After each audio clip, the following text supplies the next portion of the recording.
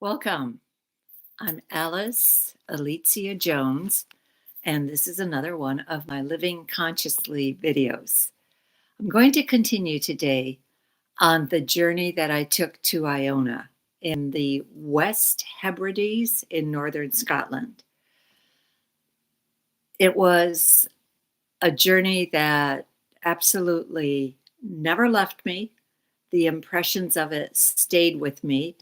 I have parts of it recorded in my book, Own Your Power, Day by Day. And very coincidentally, I will share something with you about the last day of October and the first 2 days of November that I picked up from Bashar, from listening to Bashar, the being from the 16th dimension that Daryl Anka channels. He's filled with wisdom. I absolutely, of all the people out there, he's my favorite. He's the one I like the best. So I'm just very, very pleased to be here and to share this with you. The Isle of Iona is in the northwest corner of Scotland if you're looking at it. It's probably the furthest out. And you have to go through you have to go through the mainland, then the Isle of Man, then to get to the Isle of Iona. And as an island, it is so incredibly possessed with energy that you can step on its shores and feel different. Just the same as you feel when you step into Sedona.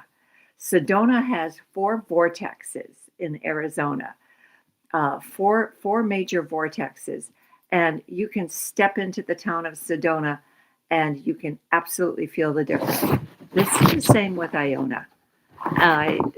One of the things that I absolutely got a kick out of was the fact that the breeze was so brisk that my jeans were flapping.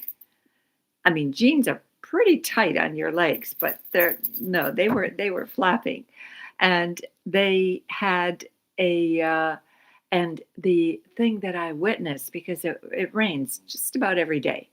In fact, I don't think I remember a day without rain, but it doesn't last long. It doesn't last the whole day. It's like it comes, it goes. And the thing that I witnessed was the wind was coming in one direction, the waves were moving in another direction. So it made a crosshatch pattern on the water. Phenomenal. I mean, absolutely phenomenal. Usually you would think the winds would come in and control the direction of the waves, but that wasn't the case. So, and the beauty also is that there are 2 artisans that live there. There is a gal that does silversmithing, and in fact, this bracelet came from there. It's based on a Roman design from over 2,000 years ago. And how I happened to get one for myself is, before I left, I asked both my sisters, what they wanted. Well, my middle sister said she wanted a silver bracelet.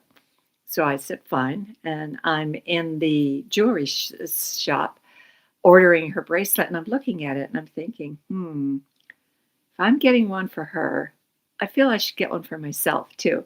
And I'm so glad I did, because basically this is the bracelet that I wear every single day, to the point where it's no longer oval. It's oval, it's not round, because to slip it on my hand, I have to, make it a little bit oval.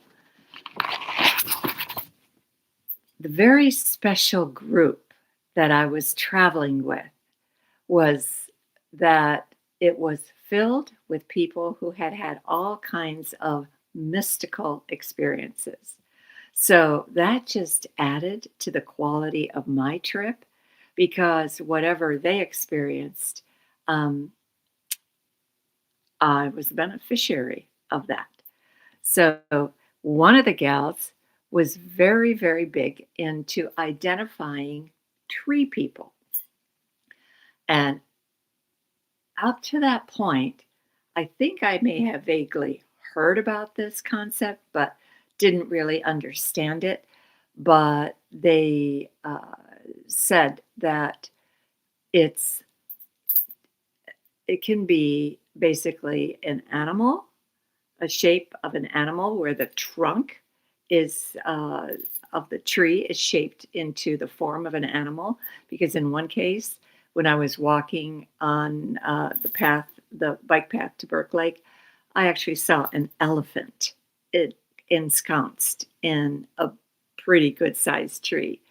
But in this case, it was faces. And there was one, as I continued to look for them, I was gifted with more. You can go through your entire life and be completely unaware of what you're looking at. That doesn't matter. It's your choice as to what you're going to open up to. So when I was introduced to the concept of faces being caught in tree people, in trees, I looked and I was gifted with one time seeing the figure of Christ, two wise men underneath him. And another time, five faces stacked right on top of another. And another time, like I said, the elephant. Saw the elephant in the tree. So set your intent. If this is something that interests you, and I presume if you're watching this, that it is something that is of interest to you, that set the intent to be gifted with seeing that. Take as many walks in nature as you can. I recommend at bare minimum twice a week, preferably 3 times a week, preferably 4 times a week, at least every other day. So 1 week would be 3 times, 1 week would be 4 times. But just ask to be shown this. And your angels, your guides, the people that are you're part of your spiritual team will alert you to tree people. The next thing I saw, or the one of the things even before I got to Iona, when I was on the bay of uh, Loch Ness, or at the shores, I should say, of Loch Ness. And Loch simply means lake, Lake Ness, where the Loch Ness monster resides. And every good monster hunter in Scotland or in the world makes a pilgrimage to Loch Ness to see if he can get a glimpse of Nessie, where he's affectionately called. And when I was there, I started to just marvel at the shapes and colors and everything of the rocks. And I started picking them up. And I looked and heard internally, do not take anything more than one. Just choose one, that you will have plenty of stones that you're going to want to take home from Iona. And that was such sage advice, because when I came to Iona, I probably realistically gathered somewhere between 10, 15 pounds of stones. Beautiful, beautiful etched stones, some that looked like brain coral, some that looked like lava rock, but everything was worn smooth. Some that had all kinds of white veining through it. My understanding is the white veining is from a period that's basically marble in the stone, and they felt that those stones are over 300 million years old, where most of our crystals are about 300 million years old. and our quartz that we choose for our kitchen. So the I put back all the stones that I had picked up, brought home one from Iona. When I got home, when I looked at it, or I should say from Inverness, um, when I got home and I looked at it, there was a face in that stone. Very clear. No faces in the stones that I brought home from uh, uh, a the Isle of Iona, but a face in the one from Inverness. So I thought that was very, very special. And in Inverness, did I see many faces in stones? Not necessarily, but I had the sense of their presence, of the consciousness of the stone being present within. There was a absolutely beautiful little gift shop that was at Glen Lyon on the way to Iona. And we stopped there and stayed there for about 45 minutes. And on the entrance to his store, he had a like a cathedral image. And as you looked at that image, you would swear you were looking at a monk. He had been offered something like £2,000 for that monk, and he absolutely refused to part with it. We were there during the daytime, but what the owner of the stone store told us that was so special about that stone, he said, at night, which obviously we did not get to see, there is an eerie glow that comes from that stone. During the day, it looks like an ordinary stone. At night, there is an eerie glow. And literally, it just, like I said, it looked like a hooded monk. Like you could see the indent where the face was. You could see where the hood kind of overlapped the face. You could see the cloak coming down. So that was very exciting. And but just watch. Watch and see what you're attracted to. And if you are attracted to stones, know too that you get an entirely different view of the stone when you polish it. And in Iona, what one of the natives taught us was she said, take the spittle from your mouth and use that to polish the stone. That's all you need. And you absolutely did get a sheen to it. It's like you rubbed off the coarseness of the outside, gave it a sheen, and with that, they made it into necklaces or bracelets or earrings. So that was very exciting. Um, the stone people, I again did not feel I saw as many as others had, but I was just beginning my journey into spirituality. And even though I was extremely interested, I hadn't had that many experiences with it. So, um, the last thing, the dragons,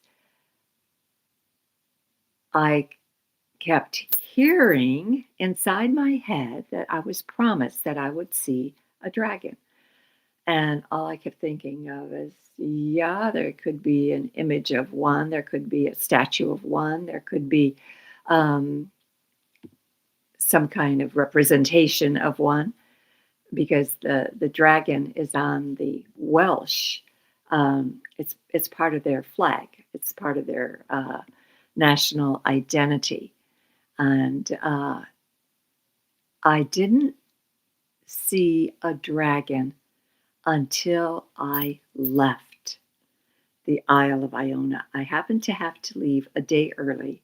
So when I did leave, I was on the bus by myself, looking out the window, not having any distraction, not having anybody to talk to. And they're amazing in the distance. As we passed a hill, there is the entire visage of a dragon. And the only thing I can tell you is I didn't have the foresight to take a picture of it right there, but it was unmistakable. It was unmistakable. The forehead, the indent for the eyes, the indent for the nose, uh, the snout, the long snout, and everything. Rick Steves, who most of you should be familiar with, from who does all the travel specials for PBS, had a recent visit to Scotland. And as he was on a train going through the countryside and looking out the window, I saw the visage of a dragon's head. So that was very, very exciting. But again, another exciting thing for me was as I toured the island, and we had plenty of time to tour by ourselves. We started out as a group in the morning. We started out together, but we were told to walk at our own pace.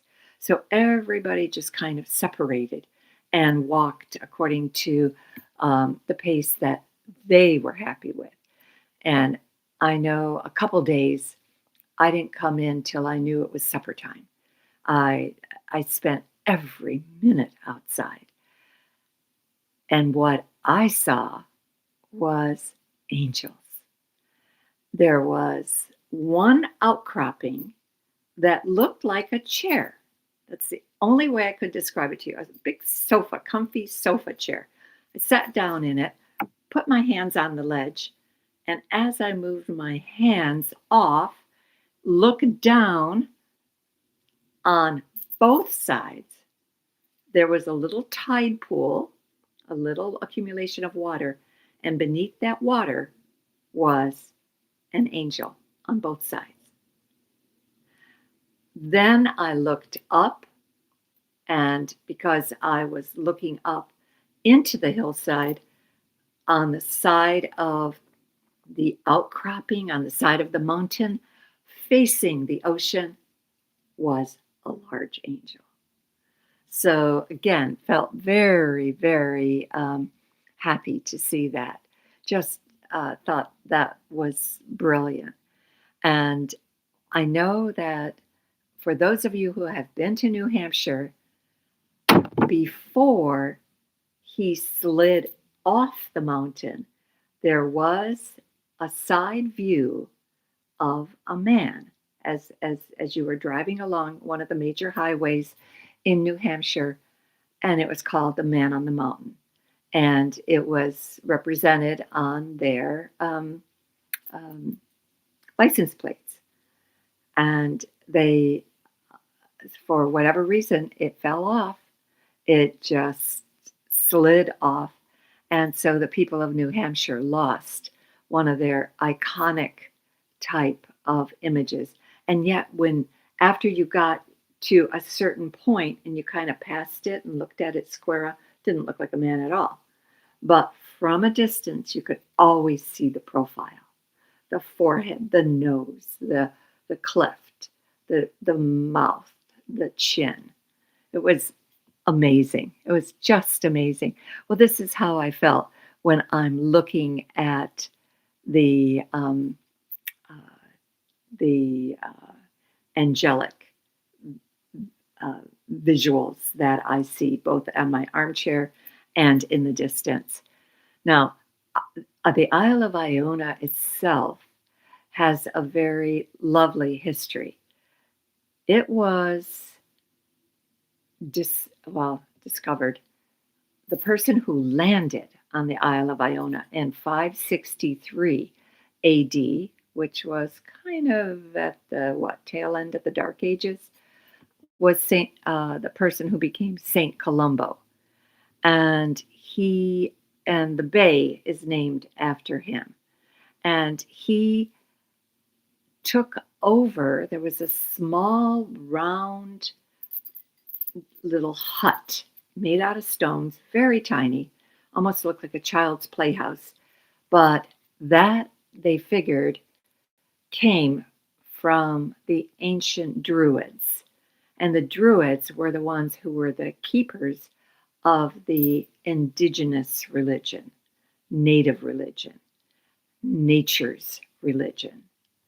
So that I want to comment before I leave this too. Um, so Saint Columba, was the one who converted the highlands to Christianity. And there were various remnants of stones that were there. And I had been warned, one of the remnants was a large rectangle. It was only about maybe a foot high of what was left. And they said the people who set up our trip said that area is called the Temple of the Stones. And you have to ask for permission to cross the threshold. I did. And as I stood there asking for permission to cross, in my head, in my mind's eye, I hear the words, "Welcome, sister." So I was just very, very, very happy to have received that. On the Isle of Iona, there are various chakra points. I don't think I went to maybe two or three of them, but I went to the heart chakra. I went to the crown chakra. The crown chakra was at the uttermost northern part of the island, which was crested with a white sand beach. And it was probably the only part of the island that had a white sand beach. So it was especially beautiful. And as I was crossing the land to get to that northernmost point, what I saw was fairy rings, hundreds of mushrooms in a ring, sometimes a circle of 12, sometimes 20, sometimes 100. So they were 6, 7, 8 deep. And to the point where I called them fairy condos because it was just so, so special. And they just, I mean, they were there literally by the thousands. And I was just so impressed that it didn't matter who walked there. Everybody was very careful not to step on the mushrooms. Everybody would walk around. Didn't matter how many you had in your path, and because there was at least 30 or 40 at any given point where I was. So that was so neat. Um, the one thing before I leave, the one thing that I did want to share with you was I had been listening to Bashar, who is one of the person who is channeled by Daryl Anka, and Daryl has been channeling him for 40 years, so he's not a novice at this, and he was way ahead of his time because 40 years ago, it was in the 80s, and there weren't exactly a lot of people that were completely receptive to this type of work, including anybody that uh, was just kind of sitting on the edge and just wondering, what is this about? But he gave me a totally different perspective on Halloween, October 31st, November 1st, which is called All Souls Day by the Catholic calendar, and November 2nd, which is called All Saints Day by the Catholic calendar. Hallows Eve, All Souls Day, All Saints Day, Bashar said, was in commemoration of the sinking of Atlantis. When Atlantis fell, first was called Hallows Eve as it was sinking, and then All Souls Day, and then All Saints Day came in because the saints, the ascended masters, the beings in spirit that came to help usher the souls on their spiritual journey showed up to help sort through the confusion of the millions who had suffered through the sinking of Atlantis. We'll talk about that further another time, but I do want to thank you for being here, for listening, and I do encourage you to purchase Own Your Power Day by Day. It's a wonderful gift for Christmas. It has a meditation for every single day of the year, including leap year, of course. It gives a little bit about my journey. Many, many stories in there are directly related to my personal experiences. And I've had phenomenal uh, compliments and testimonials on it. So I do thank you. If you need my services in the future or at any time, my website is aliciajones.com. Alicia is spelled Alicja. And if for some reason you forget Alicia, just put Alice Jones Psychic and it will take you to my website. Everybody have a great week, and I will see you next week, Friday. Not sure what my message is going to be. That's one thing that I like to, I'm asking my guides to kind of give me a week in advance so I'm prepared better, but that didn't come through.